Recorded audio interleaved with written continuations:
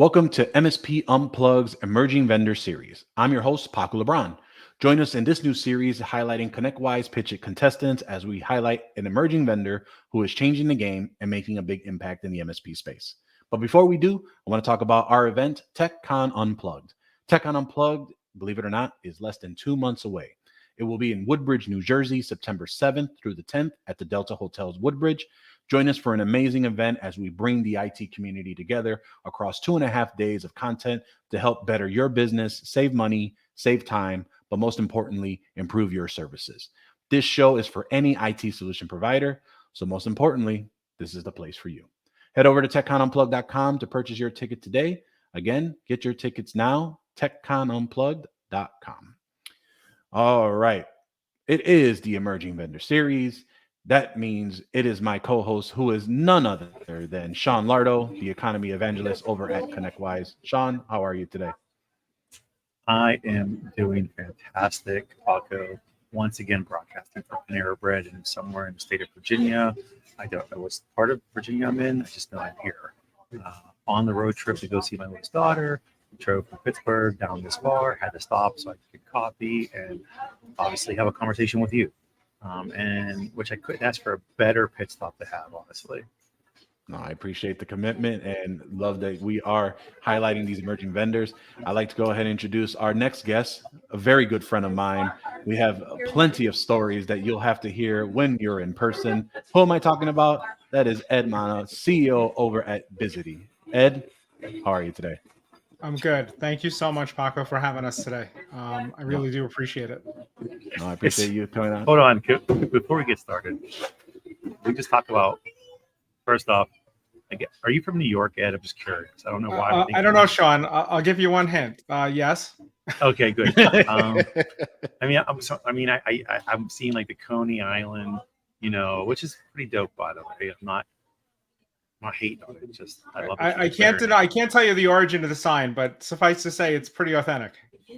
And then what is looking at me next to that? So you are seeing something from, I know you know what it is, Sean. It's actually a 2XL robot from our childhood. I am into vintage toys. I have an original Pong game, and I have this 2XL I found on eBay, believe it or not. And I thought it was really cool office art, So nice. To be clear, by 2XL, we're not talking about the 2000s, like 2020 or like. No, this thing has like an 8-track. It's crazy old, man. I'm talking. This is when you had to be what, 15 or 20 at the time. I was like 5, when this thing came out. What, 5 years older than me? Probably. No, haha, yeah. You're funny. So maybe you didn't know about it because you're Amish and you didn't have electric. I don't know. Really? We still go with the Amish. We're not, although we are not as cool as Paco. What do you have behind you? Look at those helmets and stuff. That's pretty cool. Oh yeah. So essentially, these are Marvel helmets that I've 3D printed from my 3D printer. So just a little hobby of mine. So I'm working on. So obviously that one's the Thanos helmet from the Marvel series. The next one is the King the Conqueror one, and I'm working on the Ultron one right now. That is nice. I mean, at least, it's not from 1840 like Ed's stuff when he was growing up. Oh, my goodness. But I guarantee below his desk is an Etch-a-Sketch, more than likely. Yeah, how do you think I do my UI layouts? Where do you think I do my renderings, man? Of course it's an Etch-a-Sketch.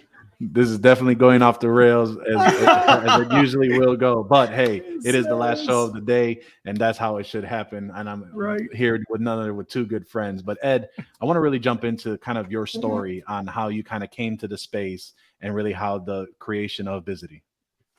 So that's a really interesting question, Paco. So much like you talked about Marvel, right? We all have our origin stories, okay? Mm-hmm.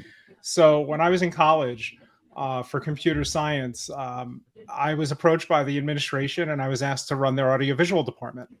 And they pretty much said, hey, we made you a job. Do you want it? And it's like, you can't say no. So I said, of course, yes. And I ran the AV department in college. And eventually I went to work for an audiovisual company. And I wanted to really do something more towards my major. And I learned about this thing called control system programming. And basically think back where you have an iPad that controls the wrapper's house, or a touchscreen in an office that controls the whole office, or a conference or stuff like that. That's what I've done for the past 25 years. Okay. And in that, a lot of audiovisual vendors did not have that IT knowledge, right? That was all converging all these years ago in like the early 2000s, late 90s. So for us, it was a natural fit from the IT background, from the computer science background, from the AV background to all come into one. So my original company did MSP services for the AV industry. So we still did traditional MSP services that we all know and love, servers, printers, O365, all those things. But we also work with audiovisual equipment to get that into managed service. Plus, we program those systems. So that's kind of the origin of me, right? Mm-hmm. And let's fast forward to, COVID, the end of COVID. We used a lot of PSAs over the years, and we settled, and not settled, but we completed our journey with Manage, right? And what we found is we were looking at our business, and we saw that we had a need, and it was a very unique need for us, okay? And it was really in the quoting space. So I had consulted in the past on some PSAs, and at this point, I was like, okay, I could try and make stuff fit, or we could go out and do our own, right? So I chose at that time to really just dig in, and every good product comes out of a need, and I decided to go that route. I wanted something that was super easy for us. I needed something that would increase our volume of sales to help us get quotes out the door, right? Mm-hmm. And that's what I really set out for. It had to be easy for us, and I wanted workflows that we needed to make. They didn't exist, right? So that's where I kind of went with it. And for us, as we were doing this, I asked around, and a lot of my colleagues, I'm sure Rafi Jamgochian. He's our CISO, ironically, and he had the same problem in his MSP. He had some unique needs too, and we had to get going on that. And here we are. So it's a little over 2 years later. I did what I consider the most important decision of all. I programmed none of this. I hired a special team separate from my other company that did this all for us, right? It's really sobering when you ask them questions about things like XML, and they're so young, they ask you what that is. So now we can all feel old, okay? I'm like, it's like JSON before it was JSON, and they're like, oh, I found something to convert it. We're all good, So wait, what's XML again? I don't know what that is. Yeah, well, Sean, you work at Panera. What do you want from us? Well, I just made some clam chowder and a bread bowl. Shut your face. It's delicious. Chowder. So, but that's the deal. There's an ER at the end of that. Chowder. So, but ultimately, Paco, that's what we did, right? We wanted to go and do something that wasn't being addressed for us. We wanted to make our revenue that much more. We wanted to get stuff done faster and have workflows that we needed to kind of create. And that's where we came from. And then I met Sean, ironically, on the road at an ASCII event. And we bonded instantly, like I'm sure anyone does when they meet Sean for the first time, right? They get photos of you kissing his head or something like us. You're like, no. There's only been a couple people in my life that have been that gelled that quickly. And Paco for the story he's going with this. We met at ASCII, and that they do the professional headshots. Yeah. And so Ed and I, we'll get one together. Sure, why not? And literally, he's taller than me. We look, we have the same good hair. And I lean my head over, and he just kisses my head, and we get a picture together. Yeah, if you look, Paco, and you Google it, you'll find it. But it was the funniest thing. It was the most natural thing ever. It's like Sean is my spirit animal. That is going to be the thumbnail of this episode, FYI. Do it. And for us, it was Sean mentioned this PitchIT competition, and we were late when I met him last year, and he says, you got to do it next year. And so when it came about, and he was almost late again this year, by the way. Yeah, exactly. Right. Ironically, I was. And but I'll tell you something. It's a great. We were so hoping we'd get in. We spoke to people that won it last year. Ups, right?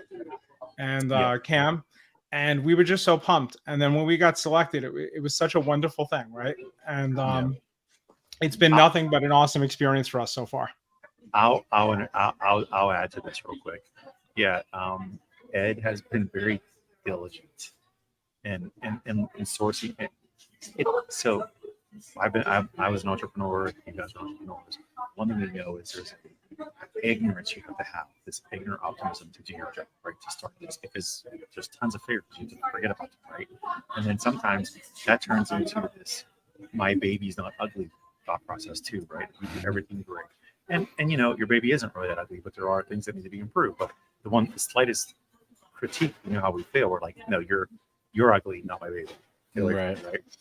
Ed has been very humble in his approach to asking the best approach to everything in this, which is, I give you kudos after that, because a lot of people wouldn't just ask, would just go and just source it. Like as soon as I introduced him to Alert Ops at ASCII, which ASCII, I forgot what ASCII we were even at Atlanta. It was last year, even before it even happened. You were like, meet these guys, talk to them. Yep, it was, yes. And I said, here you go. And he literally started to do his research and asked them, how did they get in? What did they do? Like he started prepping himself and looking for all the issues or misses or whatever it may be prior to even applying, which is probably why he almost missed the application deadline again this year.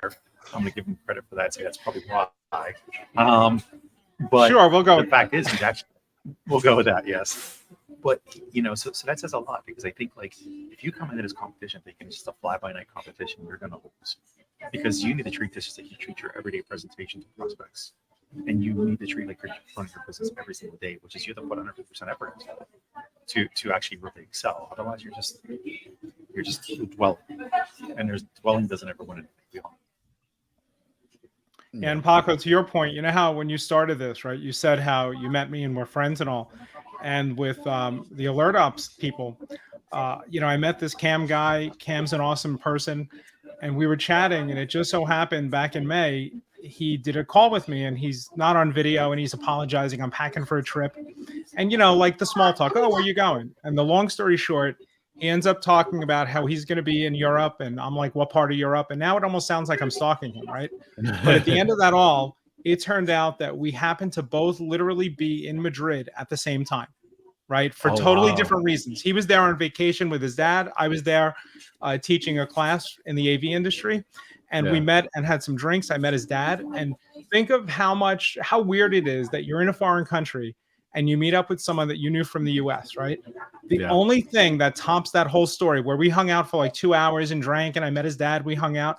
Here's the topper to that. I don't think Sean's even heard this. I met other people that became fast friends, right? So we met the sales rep for Jabra. Okay. And a whole bunch of us are out drinking. I'm sorry, I don't know if we're allowed to talk about these things, but we're out having a good time, right? And all of a sudden, now mind you, we're all US based, and we're in a bar in Madrid. And this guy is like, oh no, my ex-wife just walked in. And everybody's like, yeah, okay. And it turns out, no, it was his ex-wife. She happened to be also in Madrid at the same time he was, and his ex-wife walked in, right? So this is the whole trip of like crazy things going on. And I actually was the one who went up to her and tried to find out where else they were going, because I really didn't want to have another awkward encounter.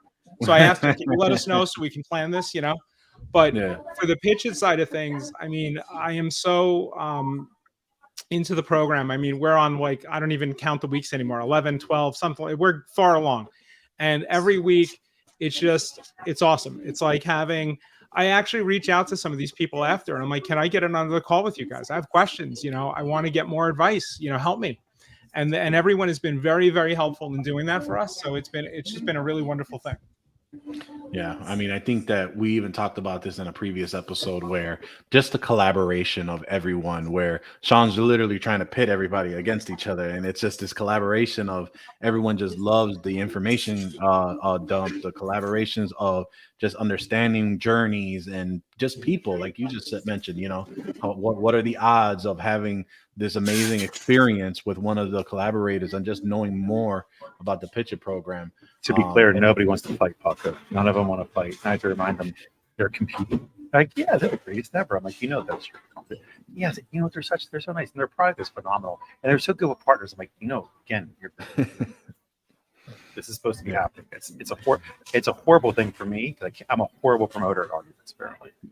See, I'm above all that. I just want everyone else to fight so we could just win, and then we don't have to worry about it. So we're good. So with the fact, you've mentioned about the program, you've talked about what made you decide and what you thought so far. What are you looking to accomplish from the program while we're on that train? So a couple of things. One, we actually want to win. Sean keeps talking about the wonderfulness of being in the participant side of things, and I think it's fantastic. I really do. Honestly, I get great benefit from it, right? But I also think back to Talladega Nights and Ricky Bobby, you know, if you're not first, you're last and all that. So, and we're New Yorkers, right? So of course we want to win, right? Yeah. But, you know, so it's that part of it. We want to, it's funny because everybody has like it's like lotto, right? We just had that like $1 billion lotto or whatever. And everybody's like what they're going to do with it, right? You know, Sean's going to invest in more horse and buggies for his community, right? In my case, for PitchIT, the 70 grand first prize, we want to use it to reinvest, right? Don't Paco, don't even entertain him on that. Okay. I realize now that I'm looking at Ed right now, I realize why he's mad about and calls you Amish, because he really can't grow a full beard. I can tell by the fact that you got the George Michael thing going on. He can't really, so that's why can't Paco, he's not like you and I. He can't really grow full facial hair. Look at, you see that spot right next to his goatee right here, and it's like patchwork. Yep, that's what happens. So I will put a caveat to this, that this is, I think, my last episode that we're recording for this series, and I'm glad that it's not only with Ed and just this conversation. It has made my day for today. So definitely, I appreciate the both of you on that, because I knew it was going to be a great convo, but the fact that it's gone off the rails this far off is amazing. But just it's all good. You were talking about the PitchIT program. Yeah. So basically, for us, was he still talking? Holy heck, man! I thought he was done by now. You know, it's funny. I'm talking about ConnectWise stuff too, and the Evangelist is interrupting me. I love that, right? So that's what I do.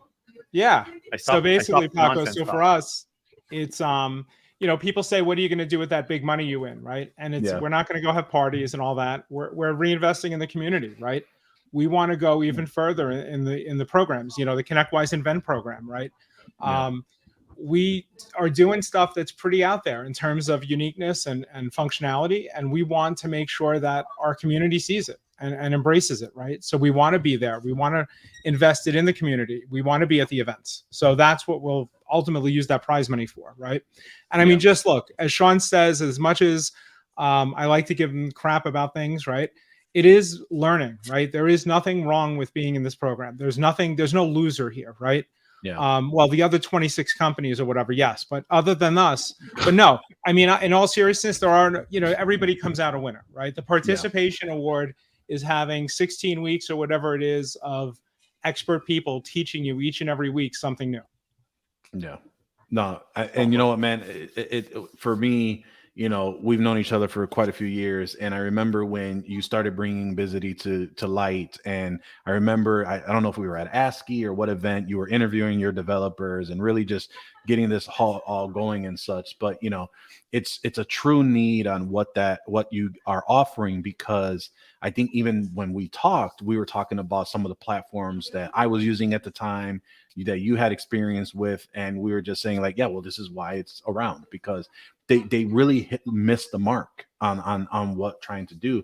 And obviously with Bizzity, you know, you've developed this platform that not only are you seamlessly helping with the sales process, right, and really just focusing on, at the core, really the 5 ideal places that people really care about, which is going to be housing the information and managing it, and making sure you develop the customer information, really working on the ability of managing the proposals and the documents, seeing what data you got, how can you help market some of these things, and really just working on those automations where other platforms either claim to do or try to piece together, and just truly what is a need for it, right? I think, Sean, you know, I've mentioned this quite a bit, where, you know, you're one of the few really great sales ideologists in this space, and the way that we do relationship building, the way that we handle that. But it sucks trying to document all of that. It sucks trying to figure out how to quantify all that data, because we know we're good at what we do, but how do we prove that, right? And a lot of these platforms don't have that ability to do so. Can you share a little bit about just, you know, when you're doing sales and how the need of something like this is needed? Oh, so, okay.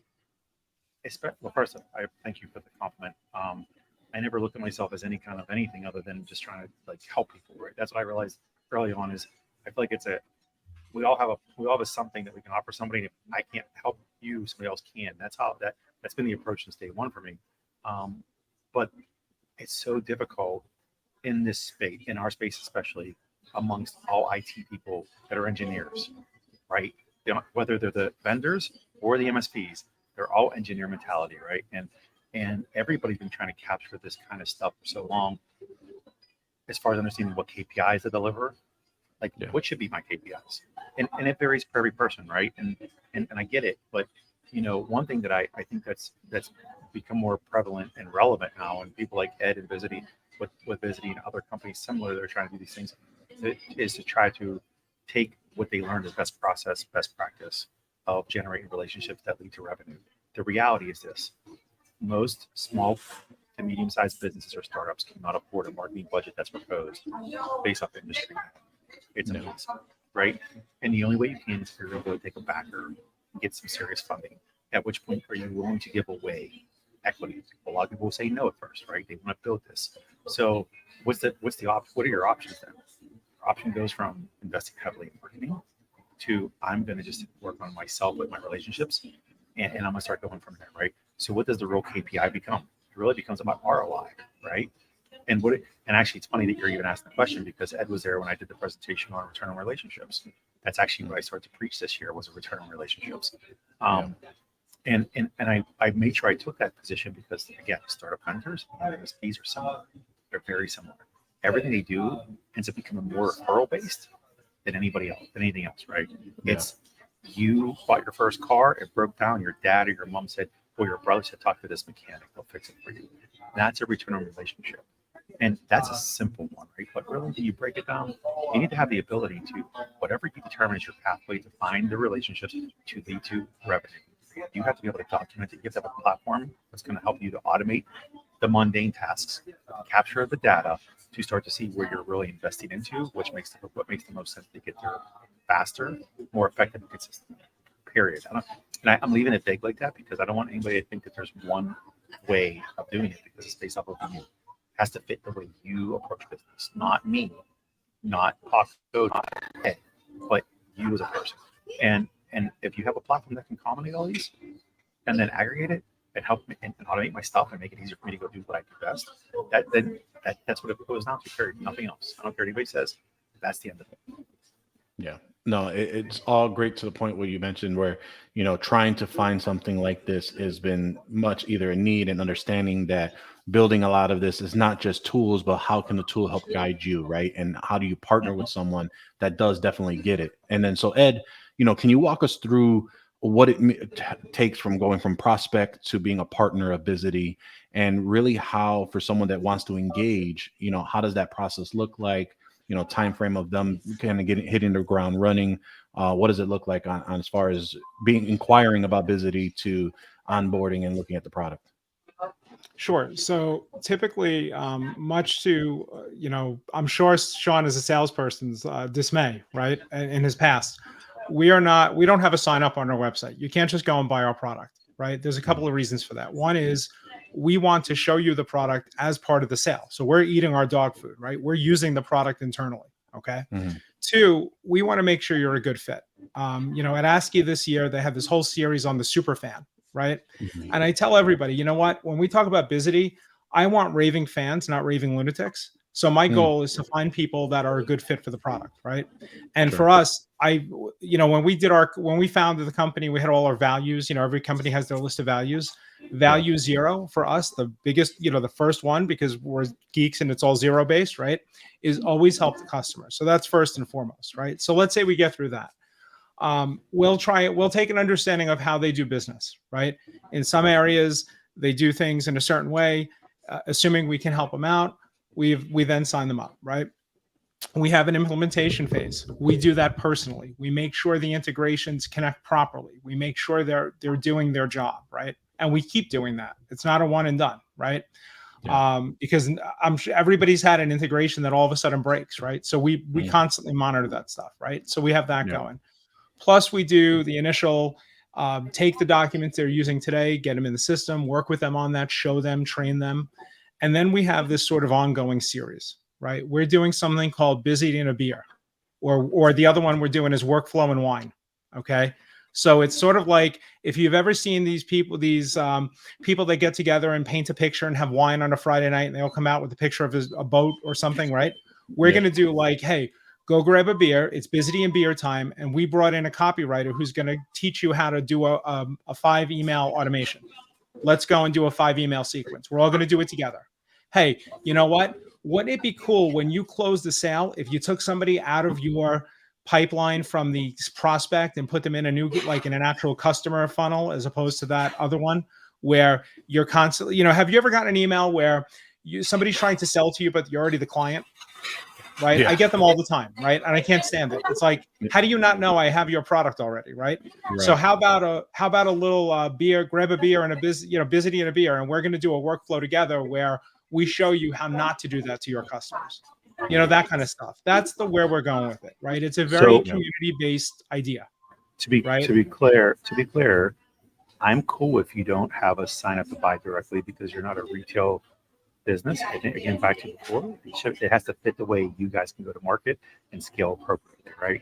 And in a platform such as yours, I believe that you have to do a discovery together and make sure you're a good fit before you use a raving lunatic.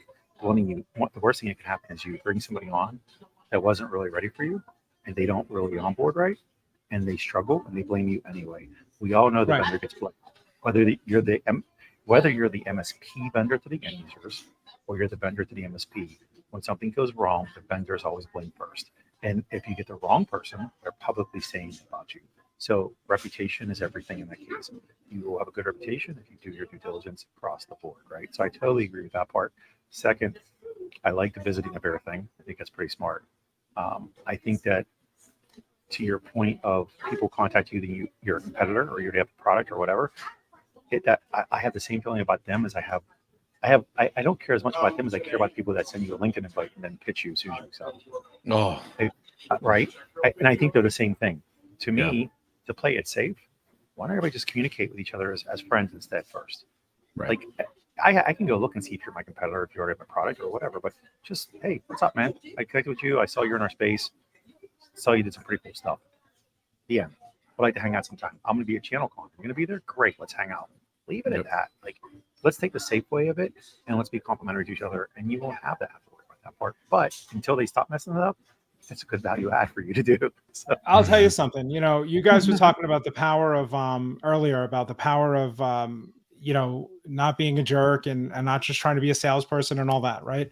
I've yet to see somebody say, wow, that guy's a real jerk. I can't stand him. Oh, but I just gave him $100,000 more of business, right? Nobody ever does that. That doesn't happen. You buy from people you like, right? And, being in the industry for a long time, yes, Sean, that means I'm old. I've been around some of these channel veterans, right? And I've seen them, how they handle issues. I've seen them have great moments and not so great moments, product, company, whatever it is.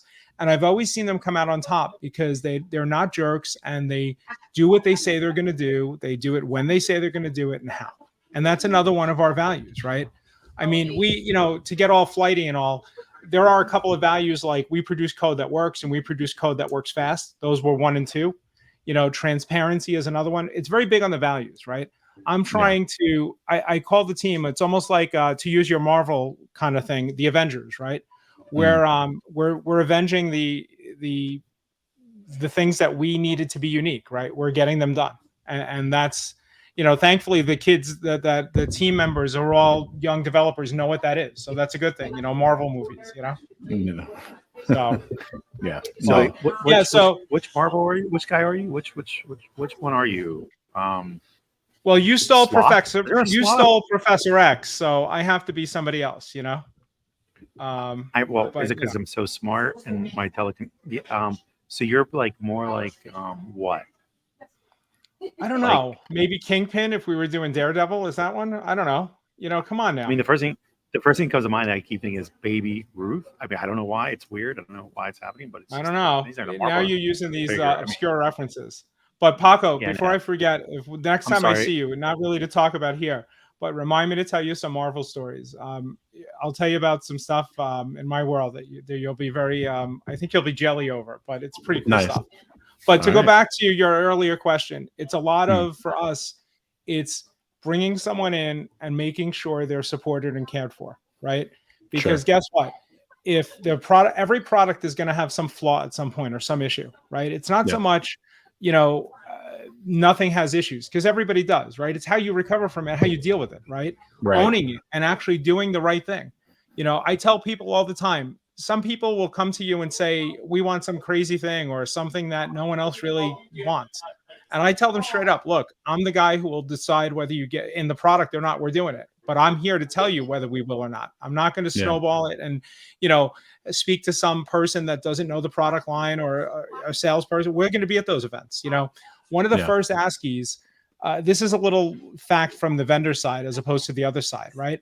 Some of the larger vendors that have these big giant booths, they actually bring in a vendor to build the booth for them, right? And I had an ASCII person tell me, wouldn't it be great when you guys get bigger, you don't have to do this and you can pay somebody else and you don't have to be here? And I said, no, I am going to be here. I'm always going to be at these events. I have no problem building the booth, right? That was my background, audiovisual. So of course that's my people, right? So I'm right in there. But for me, it's very much, being in there, of course, having a team with us, right? But being there and being able to talk to people directly and having that connection, right? Because that to me is the bigger picture, right? We all succeed together in our industry. It's not just one person or the other person. We all have to work together, Yeah. No, Ed, I mean, I think we can keep going on with all the conversation we've had on the end of the episode here. But really quick, Sean, I want to know, is there anything that we haven't covered that we might want to touch base on, or any lasting words as we kind of round out the show? So really, the only thing to really, not in regard specifically to Ed and Bizzity, but the program at large, we mentioned ASCII a few times. We put out ASCII put out the press release last week about the collaboration and what they did, which was really great of Jerry and Jesse and them help us get these guys into the conference at a more cost-effective way with time real estate, right? So they're talking about community and the partnerships. That's huge, right? Secondly, we're a handful of weeks away from the preliminaries happening on the channel program. I urge all the MSPs that watch this to watch those. They're going to be live, broadcasted. I want to say the dates are August. I will tell you exactly when they are. The dates for those are going to be August 24th, August 29th, and August 31st. Okay, so we have 26 vendors in. Each day we'll have 8 or 9, depending on which day it is, vendors that will be pitching. And the MSPs and their voting counts towards them becoming one of the finalists. So it's important, come vote for your favorite, but not just your favorite, but actually pay attention, listen to their pitches. We're looking, again, this is something for them and us. We're looking for the best vendors. We're looking for ones that will be complementary to all of us. If they're not, then they shouldn't be there, right? If the MSPs aren't understanding it, they should ask questions. And these vendors want to know that too. You guys know, even as an MSP, you want to know what you're not saying right to your prospects so you can actually make them clients. So I urge that these MSPs watch these guys and support the program, support these vendors. They busted their ass, and give them feedback or vote for them, whatever it may be, to let them either move on to be the finalist or even just to tell them what they could do to improve so they can have a long-standing business that helps to make MSPs more successful. And that's it. I'm done. Yeah. No, absolutely. Ed, any lasting words or anything that we may not have covered to talk about Bizzity, the conversation of investing in a complete process of a platform like yours, or anything in between? So for me, since we went off the rails so much with everything else, and mind you, I could be doing this for hours with you guys. This has been fantastic, right? Come see the channel, come see the event where we get to pitch it live, so to speak, and see really more about what we do, right? Because we obviously went way off the rails on this one, which I'm cool with, but come see us. Check out Bizzity.com. Everyone knows who I am, I think. I've been around for 100 years. I'm old. I'll be at most of the ASCIIs. I'll be in Chicago. I'll be in DC. I'll be at ChannelCon in a couple of weeks. And of course, we are going to be at IT Nation regardless. So we are there for Sean. Thank you. I appreciate that. At least somebody is, right?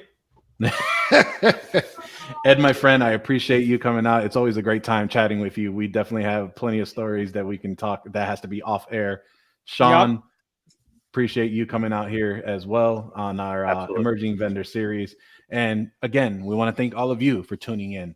Tune in every Wednesday and Thursday to catch more of the series. We are toward the tailor end of the series here. Watch the video podcast on youtube.com/MSP Unplugged. like, subscribe, hit that notification button to be notified whenever a new episode is available. Thank you for watching, and we will see you next time on MSP Unplugged.